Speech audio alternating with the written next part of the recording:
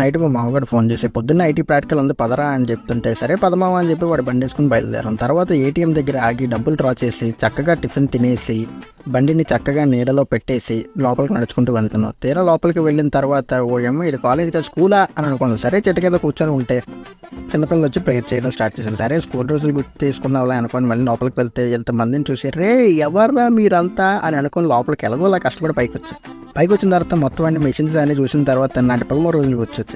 సరే ఏం చేస్తామని చెప్పి ప్రతిదాన్ని అలా గెలుకుతామని చెప్పి గెలికాం. తర్వాత పెయింట్ షాప్లోకి వెళ్ళి మాయ సామాన్లు ఉన్నట్టు దుబ్బేద్దామా అంటే వద్దురా పద్ధతి కాదు తిడతారా అన్న.